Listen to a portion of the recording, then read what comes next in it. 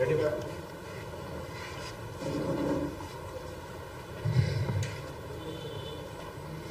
Afternoon. ఈరోజు చంద్రబాబు గారు అధికారంలోకి వచ్చి ఒక నెల దాటిపోయింది.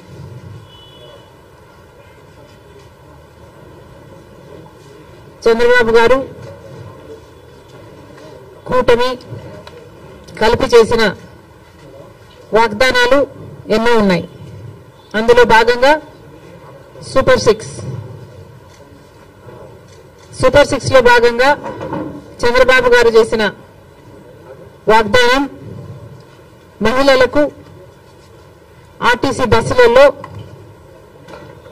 ఫ్రీగా ప్రయాణం చేసే వెసులుబాటు. మరి చంద్రబాబు గారు నెల రోజులైనా ఈ చిన్న వాగ్దానాన్ని ఎందుకు నిలబెట్టుకోవడం లేదో సమాధానం చెప్పాల్సిన అవసరం ఉంది. ఎందుకంటే సూపర్ 6 లో భాగంగా చంద్రబాబు గారు మహిళల కోసం చేసిన ఈ వాగ్దానం చాలా ప్రాముఖ్యమైంది. ఇది మంచి పథకం కాబట్టే అటు తెలంగాణలో ఇటు కర్ణాటకలో అమలు చేసిన ఈ పథకాన్ని చంద్రబాబు గారు కూడా సూపర్ 6 లో భాగంగా చేర్చడం జరిగింది. మరి తెలంగాణ ప్రభుత్వం రేవంత్ రెడ్డి గారు కాంగ్రెస్ పార్టీ తరఫున ముఖ్యమంత్రి అయిన ప్రమాణ స్వీకారం చేసిన రెండో రోజే మహిళలకు, అమ్మాయిలకు, ట్రాన్స్జెండర్స్ కు ఆర్టీసీ బస్సులలో ఫ్రీ ప్రయాణం చేయగలిగారు, అమలు చేయగలిగారు. అధికారంలోకి వచ్చిన 2 రోజుకి.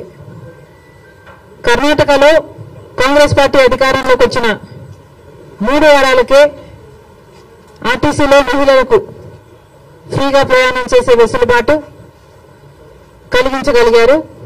అక్కడ వాగ్దానం నిలబెట్టుకోవడానికి కూడా వాళ్ళకి ఎక్కువ సమయం పట్టలేదు. మరి చంద్రబాబు గారికి ఎందుకింత సమయం పడుతుందో చంద్రబాబు గారు చెప్పాలి. ఎందుకంటే మహిళలకు ఆర్టీసీ బస్సులలో ప్రయాణం చేసే ఈ పథకం చాలా యూస్ఫుల్ కాబట్టే ఈరోజు లేవనెత్తుతున్నాం.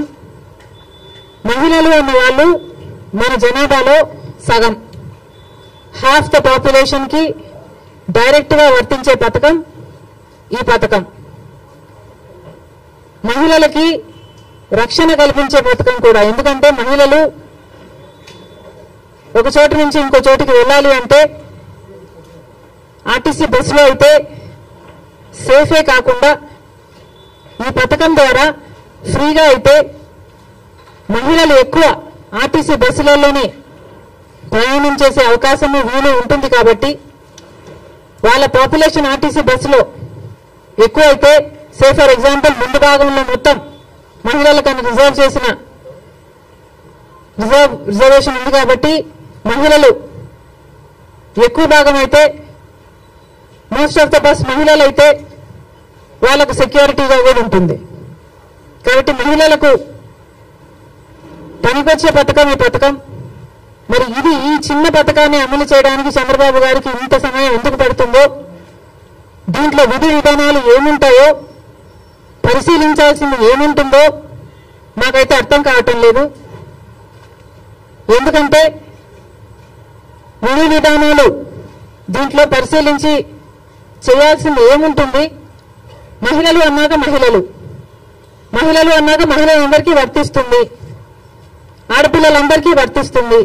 మరి దీంట్లో విధులు విధానాలు ఏముంటాయి? బస్సులోకి ఎక్కుతారు, వాళ్ళకు ఫ్రీగా ప్రయాణం చేసే వెసులుబాటు కలిగించాలి. ఇది ఇంత సింపుల్ పథకం కాబట్టే రేవంత్ రెడ్డి గారు రెండో రోజే దీన్ని అమలు చేయగలిగారు. ఏ పథకమైనా అమలు చేయడానికి చిత్తశుద్ధి ఉండాలి. రాజశేఖర రెడ్డి గారికి ఆ చిత్తశుద్ధి ఉంది కాబట్టే రాజశేఖర రెడ్డి గారు ఉచిత విద్యుత్ అంత తొందరగా మొదటి సంతకంలోనే వాగ్దానం చేశారు. కాబట్టి విధి విధానాలు ఏమీ ఆలోచించకుండా మేనిఫెస్టోలో పెట్టిన అంశం కాబట్టి వెంటనే అమలు చేయడం కూడా జరిగింది. మరి అలాంటప్పుడు మహిళలకు ఇంతగా పనికొచ్చే ఈ పథకాన్ని చంద్రబాబు గారు ఇంత సమయం ఎందుకు పడుతుందో సమాధానం చెప్పాలి.